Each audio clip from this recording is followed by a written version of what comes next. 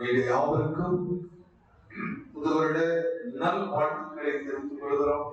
வருஷத்தை நன்மையாக கர்த்தர் முடிசூட்டுவாராக. ஆமென். ஒரு வருஷத்தை துவக்குகிறவரும் முடிக்கிறவரும் நாம் உண்டாக்கிற தேவன். உங்கள் யாவருக்கும் வாழ்த்துக்களை தெரிவித்துக் கொள்கிறேன். எங்க இருந்தா உங்கள் யாவரை கர்த்தர் ஆசீர்வதிப்பார். யாவருக்கும் புத்தாண்டு வாழ்த்துக்கள். இந்த நாளில் நாம் தியானத்துக்காக எடுத்து வேத பகுதி ஆதியாகம புஸ்தகம் 40ஆம் அதிகாரம் 13ஆம் வசனத்தை எல்லாம் தெரிந்து கொள்வோம். ஆதியாகம புஸ்தகம் 40ஆம் அதிகாரம் 13ஆம் வசனத்தை வாசிக்கலாம். 3 நாளைக்குள்ளே பார்வோன் தன் தலையை உயர்த்தி உன் தலையை உயர்த்தி உன்னை மறுபடியும் உன்னுடைய நிலையிலே நிறுத்துவார். முன்னே நீ பார்வோன் ராஜாவுக்கு பானம் கொடுத்திருந்த அந்த வழக்கத்தின்படியே பார்வோனுடைய பாத்திரத்தை உன் கையிலே கொடுப்பார் என்றார். இதுல ஒரு முக்கியமான பகுதி மட்டும் வாக்குத்தத்தமாக நாம் எடுத்துக் கொள்வோம். அதை எப்படி எடுத்துக்கலாம்? கர்த்தர் என் தலையை உயர்த்தி என்னை மறுபடியும் என் நிலையிலே நிறுத்துவார். ஆமென். எல்லாரும் சொல்லுமா? கர்த்தர் என் தலையை உயர்த்தி என்னை மறுபடியும் என் நிலையிலே நிறுத்துவார். இந்த பகுதி ஒரு சிறைச்சாலையில் நடக்கிற ஒரு சம்பவம், ஒரு ஜெயில நடக்கிற ஒரு சம்பவம். அதாவது ராஜாவுக்கு கோபம் உண்டாக்குற செயலை செய்தபடினா பான பாத்திரக்காரனும் சுயம்பாவியும் இந்த 2 பேரையும் சிறைச்சாலையில் அடைக்கிறார்கள் ராஜாவின் கடும் கோபத்தினால். அப்படி அடைத்திருக்கும் பொழுது இவர்கள் ஒரு நாள் ஒரு சொப்பனத்தை பார்க்கிறார்கள். அந்த சொப்பனத்தை காணும்போது இவருடைய இருதயம் பயப்படுகிறது. இந்த சொப்பனத்தின் அர்த்தம் என்ன தெரியவில்லையே, இந்த சொப்பனம் என்ன எனக்கு சொல்லப்போகிறது என்று அவர் காலையில் எழுந்து துக்கமுள்ள முகத்தோடு காணப்படுகிறார்கள், துயரமுள்ளவர்களாய் காணப்படுகிறார்கள். ஆனால் அதே சிறைச்சாலையில் தேவனால் ஆசீர்வதிக்கப்பட்ட யோசேப்பு அங்கே உட்கார்ந்து கொண்டிருக்கிறார். யோசேப்பு அங்கே உட்கார்ந்து அங்கே இருந்து இவர்களை கவனித்துக் கொண்டிருக்கிறார். அப்பொழுது இவர்களிடத்தில் போய் கேட்கிறார், ஏன் இந்த காலையில் இவ்வளவு துக்கமாக இருக்கிறீர்கள்? ஏன் இப்படி வருத்தத்தோடு இருக்கிறீர்கள்? சில நேரங்களிலே கூட நம்மளை கூட யாரும் விசாரிப்பார்கள், ஏன் பிரதர் இவ்வளவு விலகிட்டீங்க? ஏன் பிரதருக்கு தாடி வளர்த்து வந்திருக்கிறீங்க? ஏன் பிரதர் இவ்வளவு சோகமா இருக்கிறீங்க? கேட்பாங்கன்னு கேட்கலாம். ஏனென்றால் நம்முடைய அகத்துக்குள்ள ஆத்மாக்குள்ள ஒரு பயம் வரும்போது, ஆத்மாக்குள்ள ஒரு கவலை வரும்போது ஆட்டோமேட்டிக்காகவே நம்முடைய முகம் அதை வெளிப்படுத்திக்கிட்டே இருக்கிறது. இதை நாம் பார்க்கிறார். அந்த பானபாத்திரக்காரனுடைய முகம் ரொம்ப சோர்வடைந்து இருக்கிறது. அப்படிப்பட்ட நிலையில் ஒருவேளை இந்த புதிய ஆண்டுக்குள் வந்திருந்தால், இந்த புதிய ஆண்டுல உன்னை விசாரிக்கும்படியாக யோசேப்புல கர்த்தராகிய இயேசு கிறிஸ்து வந்திருக்கிறார்கள். அவரே உன்னை விசாரிக்கிறவர். எத்தனை நம்புகிறீங்க? ஸ்தோத்திரம் பண்ணுங்க. ஆமென். ஆண்டவரே, நீர் என்னை விசாரியும், நீர் என்னை விசாரியும். ஒரு சாதாரண ஒரு மனிதன் அவனை விசாரிக்கிறார். ஏனப்பா உனக்கு இந்த துக்கம், ஏனப்பா உனக்கு இந்த கவலை என்று. இந்த புதிய ஆண்டுக்குள்ள நீ துக்கத்தோடும் கவலைகளோடும் பிரவேசிக்க கூடாது என்பதில் என் ஆண்டவர் கவனமுள்ளவராக இருக்கிறார். என் ஆண்டவர் ஜாக்கிரதையா இருக்கிறார். உன்னுடைய பழைய துக்க நாட்கள் எல்லாம் முடிந்து போகட்டும், எல்லா நெருக்க காலங்களும் முடிந்து போகட்டும். உன் தலையை காத்த உயர்த்தவன் நினைக்கிறார்கள். எத்தனை பேர் அதை ஏற்றுக்கொள்ள விரும்புகிறீர்கள்? ஆண்டவரை தலையை உயர்த்த வேண்டும், என் தலையை உயர்த்த வேண்டும். எந்த இடத்துல என்னுடைய தலை முடியும், எந்த இடத்துல அவமானப்படுகிறோமோ, எந்த இடத்துல நெருக்கப்படுகிறோமோ அந்த இடத்துல நிமிர்ந்து பார்க்க கூடாதபடிக்கு நாம் தலை குனிந்தவர்களாக வெட்கப்பட்டவர்களாக நீ கடந்த நாட்களில் கடந்து வந்த உன்னை கர்த்தர் இந்த புதிய ஆண்டிலே கவனித்து அவர் உன் பக்கத்தில் வந்து என்று சொல்கிறாய். என் மகனே, உன் தம்பியை நான் உயர்த்த போகிறேன் என்று விசுவாசிக்கிறீங்க. ஆமென் அப்பா. என் பக்கத்துல நின்னுட்டு என்ன விசாரிக்கிறீங்க? என்னோட நீங்க பேசுகிறீங்க. நீங்க ஏதோ ஊழியக்காரர் பேசுறாரு நினைக்காதீங்க. கர்த்தருடைய வார்த்தை எது? கர்த்தர் பக்கத்துல நின்று உன்னோடு பேசுவதாக எடுத்துக்கொள். உன்னுடைய ஒருவேளை தவறு செய்ததினால் தண்டிக்கப்பட்டிருக்கலாம், தவறு செய்ததினால் உன்னை பல விதத்தில் தண்டனை கொடுத்திருக்கலாம்.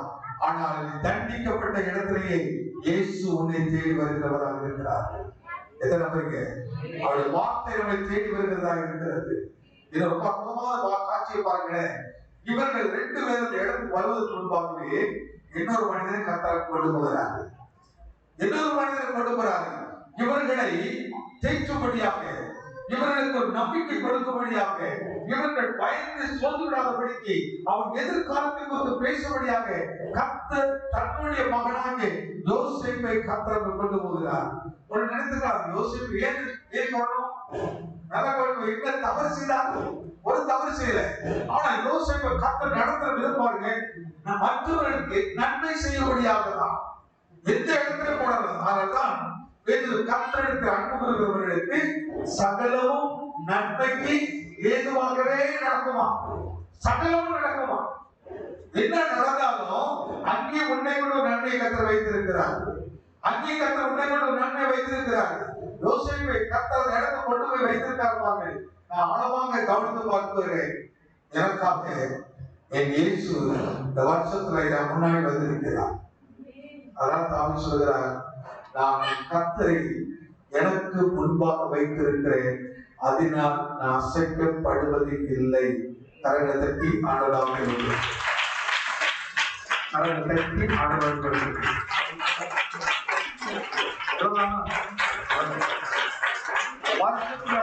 முன்னாடி யோசிப்பல்ல, எனக்காக உங்களுக்காக ரத்தம் சிந்தினேன் இயேசு முன்னாடி உனக்காக வந்து இருக்கிறார்கள்.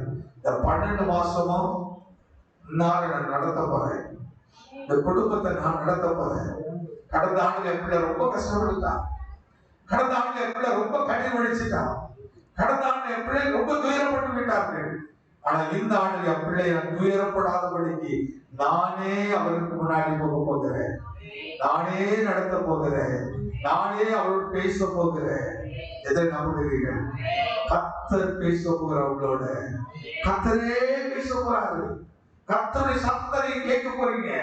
உண்மையில கர்த்தரின் சத்தத்தை கேட்பது எவ்வளவு அதிசயமான காரியம் தெரியுமா? எவ்வளவு ஆச்சரியமான காரியம் தெரியுமா? லூக்கா சுவிசேஷம் 6ஆம் அதிகாரத்தை எடுத்து பாருங்க. லூக்கா சுவிசேஷம் 6ஆம் அதிகாரம் ஒரு அற்புதமான வசனம் இருக்குது. 47-48 வசனங்கள் வாசிக்க பாருங்க. என்னிடத்தில் வந்து என்னுடைய வார்த்தைகளை கேட்டு அவைகளின்படி செய்கிறவன் யாருக்கு ஒப்பாய் இருக்கிறான் என்று உங்களுக்கு காண்பிப்பேன். யாருக்கு ஒப்பாய் இருப்பான் என்று நான் உங்களுக்கு காண்பிக்க போறேன். நம்புறீங்க? கரங்களை தட்டி ஆரம்பம் கொடுத்தீங்க. இந்த வருஷத்துல உன்னை ஒரு அடையாளம் காட்ட போறாரு. சொல்ல பாருங்க. லூக்கா சுவிசேஷம் கர்த்தர் இயேசு கிறிஸ்து இந்த வார்த்தை சொல்ற அடையாள வசனம் வாசிக்கலாம். என்னிடத்தில் வந்து என் வார்த்தைகளை கேட்டு அவைகளின்படி செய்கிறவன் யாருக்கு ஒப்பாய் இருக்கிறான் என்று உங்களுக்கு கர்த்தர் காட்ட போறாரு. உன் பிள்ளையை எப்படி இருக்க போறா, உன் எதிர்காலம் எப்படி இருக்க போகிறது என்பதை கர்த்தர் காட்டும்படியாக இந்த வருஷத்தை கர்த்தர் கொடுத்திருக்கிறார். இந்த வருஷத்தின் துவக்க நாளிலே இயேசு கிறிஸ்து இந்த வார்த்தை சொல்லி உன்னை திடப்படுத்துறாரு, தைரியப்படுத்துறாரு, உன்னை தேய்க்கிறவராக இருக்கிறாரு. யாருக்கு ஒப்பாய்க்கிற அட்டவணை சொல்றாரு பாருங்க. ஆழமாய் தோண்டி கற்பாறையின் மேல் அஸ்திவாரம் போட்டு வீடு கட்டுகிற மனுஷனுக்கு ஒப்பாய் இருக்கிறார். ஒரு வீட்டை கட்டுகிற மனுஷனுக்கு ஒப்பாய் இருக்கிறார். பெருவெள்ளம் வந்து நீரோட்டம் அந்த வீட்டின் மேல் மோதியும் அது அசைக்க கூடாமல் போயிற்று.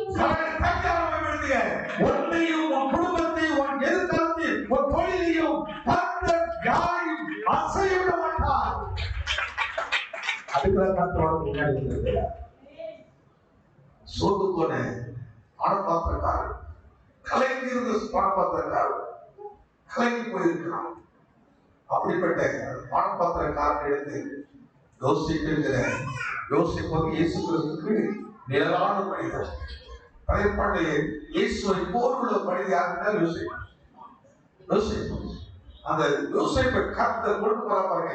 இதெல்லாம் நம்ம ஆழமா கவனித்து பார்க்கும்போது ஒவ்வொரு மனுஷன் இப்போ இந்த பானபாத்திரக்காரர் தவறு செய்தானா செய்யணும் தெரியாது, அதுக்கு எழுதப்படல. ஆனா போகக்கூடாத காரியம் செய்தார் என்று எழுதப்பட்டிருக்கிறது.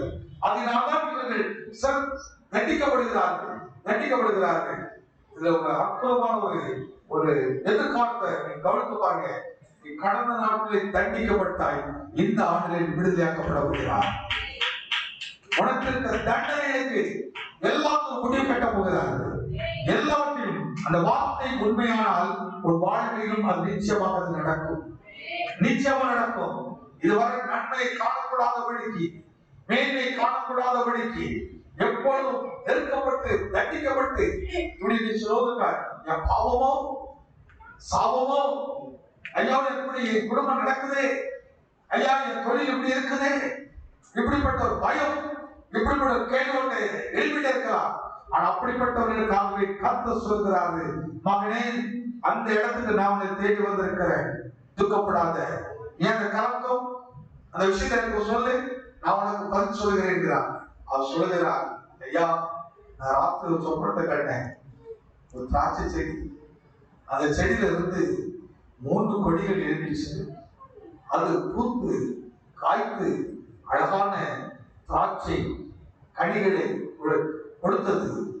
அந்த திராட்சை பழங்களை நான் எடுத்து அதை பிழைந்து ராஜாவினுடைய அரண்மனையில் அவருக்கு அவள் பாத்திரத்தை கொடுக்கிறவனாய் கண்டனே என்று யோசப் சொல்கிறார். யோசப் ஒரு வார்த்தை சொல்கிறார், அர்த்தத்தை வெளிப்படுத்த தேவன். ஏன் வார்த்தை சொல்கிறார், நான் ஆராதிக்கிற தேவன் உண்மை உள்ளவர். நான் ஆராதிக்கிற தேவன் உனக்கு இருக்கிற இந்த பயத்திற்கு பதில் கொடுக்க முடியும். நீ பார்வோனின் அரண்மனையில் இருக்கிறாய், ஆனா உனக்கு ஒரு பயம் இருக்கிறது. நீ இப்பொழுது இந்த சொப்பனத்தின்படி எனக்கு ஏதோ தண்டனை கிடைத்து விடுமோ, உனக்கு ஏதோ ஒரு பயம் உண்டாகி நீ கலங்கி போயிருக்கிறீங்க. இப்ப நான் உனக்கு சொல்கிறேன், ரகசியத்தை வெளிப்படுத்துற கர்த்தர், அந்த கர்த்தர் என்னுடைய கர்த்தர், அந்த கர்த்தர் எனக்குள்ளே இருக்கிறார். இப்பொழுது அந்த அர்த்தத்தை நமக்கு சொல்லிருப்பார். அந்த 3 கொடிகளும் எத்தனை நாள்? ஆமென் சொல்றேன். விடுதலைக்கு ரொம்ப நாள் இல்ல, 3 நாளில் கர்த்தர் விடுதலை கர்த்தருக்கு முத்திரையாக கர்த்தர் போடுகிறார். முத்திரையாக விடுதலையை வல்லமை கர்த்தர் போடுகிறார். அது விசுவாசிக்க மாட்டோம். கரங்களை கட்டியாக பயன்படுங்க. ஆமென். ஆண்டவரே, இந்த 3 நாளிலே என்னோடு பேச போறீங்க,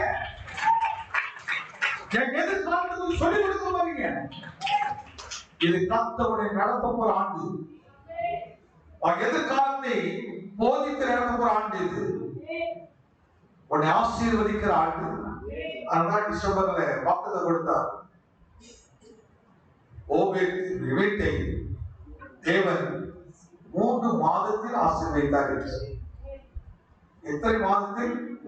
3 மாதத்தில் ஆசீர்வதித்தார். அந்த 3 நாள் பாருங்க, இங்கே 3 படிகள். அந்த திராட்சை துளித்தது என்று இருக்கிறது. அந்த உடன்படிக்கை பெட்டிகளும் ஆரோன் போல் துளித்தது, அது பூத்தது, அது காய்த்தது. இப்பொழுது இங்கே இந்த பானபாத்திரக்காரன் பார்க்கிற இந்த திராட்சை செடி, திராட்சை பூத்திருக்குது, காய்ச்சிருக்குது. அது 3 மாதம். ஆனா இங்க என்ன சொல்றாரு? 3 நாளில். எத்தனை நம்புறீங்க? ஆண்டவர் உன்னை விடுதலை ரொம்ப நாளாக நீ விசுவாசித்த இன்னைக்கு, இப்போ இந்த காலையில, இந்த வருஷத்தின் முதல் தேதியின் இந்த அதிகாலையில் உனக்குள்ள ஒரு அதிசயத்தை கர்த்தர் செய்ய முடியும், ஒரு அற்புதத்தை கர்த்தர் செய்ய முடியும். நீ நினைத்து பார்க்காத ஒரு காரியத்தை தேவனால் உனக்கு உருவாக்க முடியும். நீ குறிப்பாக எதை குறித்து கவலைப்பட்டாயோ, அந்த கவலைக்கு ஒரு ரட்சிப்பி சந்தோஷத்தை கர்த்தர்களுக்கு கொடுக்க சுத்தப்படுவராக இருக்கிறார். ரொம்ப நாளா இல்லைங்க, எனக்கு வாக்கு படிக்க ஒரு நல்லா இருக்கு. 3 கொடிகளா பட சொல்றாரு. என்ன பண்ணி 3 கொடிகளோட பயப்படாத, அது எத்தனை நாள் தான்? 3 நாள் சிறைச்சாலை இருக்க போறார். இந்த 3ஆம் நாள் முடியறதுக்குள்ள நீ வெளியே வர போற. எத்தனை பேருங்க? கொஞ்சம் பக்கத்துல பார்த்து சொல்றேன், நீங்க 3 நாளில கர்த்தர் உங்களை வெளியே கொண்டு வர போறாரு. கர்த்தர் உங்களை வெளியே கொண்டு வர போறாரு. நீங்க பயப்பட வேண்டாம், நீ கலக்க வேண்டாம், திகைக்கவே வேண்டாம். கர்த்தர் அன்றைக்கு சொன்ன வார்த்தை இன்னைக்கு என் வாழ்க்கை செய்ய போறாரு. அதுக்கு பானபாத்திரக்காரனுக்கு இன்னைக்கு சொல்ல போற ஜான் சர்ச்சி, யெகோவா சர்ச்சி, விசுவாச குடும்பங்களை பார்த்து கர்த்தர் சொல்ற காரணம் இது. என் ஜனங்களை பயப்படாதீங்க. ரொம்ப நாள் ஆகாது, ரொம்ப நேரம் ஆகாது. ஒரு கர்த்தர் ஏதாவது ஒரு விஷயத்தை செய்யணும், ரொம்ப டைம் எடுத்தாரா? கணவர் கரையத்து போறாரு, போன உடனே எல்லாரும் சொல்கிறார்கள், அவனா பயப்படுறாங்க, ஐயோ விருந்திலேயே முக்கியமான திராட்சரச நிலையே என்று எல்லாரும் போய் மணவாளன் சொல்றாங்க. ரொம்ப நல்ல மணவாளன் மணவாட்டி அவன் நிச்சயத்த நேரம் சில நேரம் நம்ம சொந்தக்காரங்க பண்ணுவாங்க. பொண்ணு மாப்பிள்ளையும் மாப்பிள்ளைக்கும் தெரிஞ்சவங்க நேருக்கு மாப்பிள்ளை தான். என்னப்போ மாப்பிள்ளைக்கு எங்களுக்கு ஐசோனி கிடைக்கல, எங்களுக்கு யாரும் கவனிக்கல, அந்த ஆள் கூட அவுட் பண்ணி கொஞ்ச நேரத்துல கூட அவுட் ஆயிரும். எப்படி நினைப்போம் தெரியுமா? இவ்வளவுதான் முத்தமோ பாருங்க, அங்கேதான் நடக்குது. மனவாளத்துல போய் கேட்கிறாங்க, என்னையா கலாச்சாரம் குறைப்பட்டு போச்சுது அப்படின்னு. அடுத்து ஒரு சம்பவம் சொல்றாங்க, என்ன மனவாளனே, எல்லாரும் முதல்ல நல்லது கொடுப்பாங்க, அதுக்கப்புறம் தண்ணி வந்தாலும் கொடுப்பாங்க. என்ன முதல்ல தண்ணி வந்து கொடுத்தேன், இப்ப நல்லதை கொடுக்கிறேன். முந்தின நிலவை பார்க்கிலும் பிந்தின நிலவை கர்த்தருடைய ருசி உள்ளதாக, ருசி உள்ளதாக, நன்மை உள்ளதாக கர்த்தர் ஆசீர்வதிப்பேன். முந்தின ரசத்தை பார்க்கிலும் பிந்தின ரசம், முந்தின காலங்கள் முந்தின ஆண்டுகளை பார்க்கிறோம். இந்த புதிய ஆண்டு புது கிருபையினாலும் புதிய இரக்கத்தினாலும் கர்த்தர் நடந்த சித்தவர்களாக இருக்கிறார். அதனால மகிழ்ச்சியா கர்த்தருக்கு நிறைய ஸ்தோத்திரம் பண்ணலாம், நிறைய நன்றி செலுத்துறோம். பாருங்க, நிறைய நன்றி சொல்றேன். எனக்கு ஆசீர்வாதம் 3 நாள் தான். நான் சொன்னேன் யோசிச்சு சொல்லணும் எப்படி இருக்கும். அவர் சொல்லிட்டு யோசிச்சு பாட்டு விஷயம் சொல்றாரு, வா 3 நாளில கர்த்தரை சொல்லிட்டாரு நீ வெளியே போறாங்க. ஆனா போன உடனே என்ன பத்தி நினைச்சுக்க, நினைத்தாதான் நினைக்கிறீங்க. அந்த மாதிரி நன்றி இல்லாத நபராக இருக்கக்கூடாது. உங்களுக்கு விடுதலை கொடுக்கிறாரு, உங்களை கர்த்தர் ஆசீர்வதிக்க போறாரு, நீங்கள் மற்றவர்களுக்கு ஆசீர்வாதமா இருக்க வேண்டும், அநேக ஆசீர்வாதமா இருக்கணும். இது ஆண்டவருடைய விருப்பம், ஆண்டவர் சித்தம். கர்த்தர் அப்படிப்பட்ட விருப்பத்தை வைத்திருக்கிறார். கரெக்டா ஒரு மொழியில முடிச்சு சொல்றேன். அடுத்து ரொம்ப விளக்கமாக சொல்லிக்க வேண்டாம். மனதை மகிழ்ச்சியாக்கும்படியாக வசனத்தை வாக்குள்ள அழைத்திருக்கிறேன். எத்தனை பேர் இந்த வார்த்தை பிடித்திருக்கிறது? இந்த வார்த்தை சொல்லுமா? என் தலையை உயர்த்தி என்னை மறுபடியும் என் நிலையிலே நிறுத்துவார். ஆமென், ஆமென். மறுபடியும் அதை எப்படின்னா, கொடுத்ததை நீ இழந்து ஒன்றாக போயிட்டான். அந்த ஒன்றில்லாத இடத்துல இப்பொழுது இயேசு வந்து சொல்றாரு, என் மகளே, அப்படியே கையை பிடிச்சு சொல்றாரு. எப்படி சொல்றாரு? அப்படியே கருத்தை பிடிச்சு சொல்றாரு. சந்தோஷமா கொஞ்சம் பக்கத்துல கை பிடிச்சு சொல்றீங்க.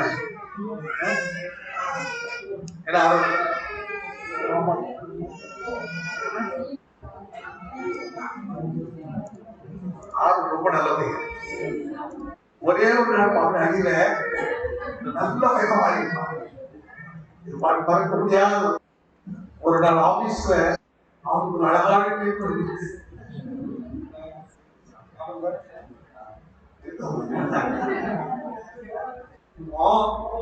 பார்த்துட்டு கதை சொல்றாரு, ஆறுமே தலையை உயர்த்த போகிறேன். பக்கத்துல கைப்பிடிச்ச தெரிஞ்சு சொல்லுங்க, பேத்துல அக்கானியா சொல்லுங்க, தங்கச்சி சொல்லுங்க, தலையை உயர்த்த போகிறேன். மறுபடியும் நீ முன்னாடி இருந்த இடத்துக்கு நான் உன்னை உயர்த்த போறேன், உன்னை உயர்த்த போறேன். இந்த புதிய ஆண்டு தேவன் அவருடைய வார்த்தையை நிறைவேற்றுகிறவராக இருக்கிறார். ஆமென்.